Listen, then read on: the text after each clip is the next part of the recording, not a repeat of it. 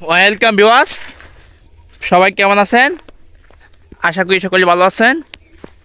আমিও আলহামদুলিল্লাহ ভালো আছি। সূর্যের কারণে তাকানো যাইতেছে না। এই যেখানে আমাদের বিলপাড়ের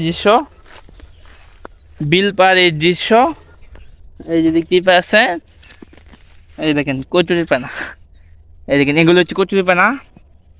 এগুলো কিন্তু গরুর জন্য কাটা হয়, গরুর জন্য কাটিয়ে নেওয়া হয়। দেখেন চমৎকার দৃশ্য।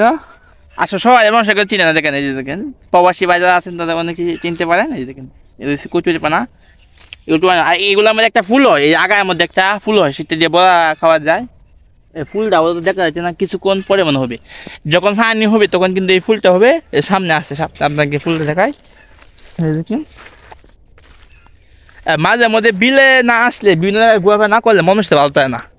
এমনকি যাবার ঘরে বসা, তাই কারণে আবার ছুটে আসলাম এই এই যে ধান জমিতে, বিলে জমা জমিতে ঘুরে দেখতেছি। আসলে মানে খুবই ভালো লাগতেছে, চমৎকার। বিকালবেলা মুহূর্তগুলো আসলো আমি আগে বন্ধু বান্ধবকে সময় দিতাম, এখন তাদেরকে সময় না নিয়ে এখন ভিডিও পিছিয়ে সময় দিতেছি।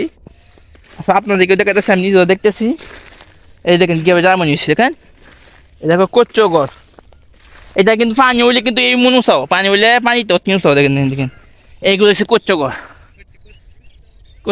এগুলো পুরা বিল বয়ে যাবো। এই যে এটা দেখেন পুরো বিলটা এই বয়ে যাবে কোচ্চগড়ে। দেখতে পাচ্ছেন কোচ্চগড়ে পুরো বিলটা বয়ে যাবে। এই যে দেখায় আপনাদেরকে,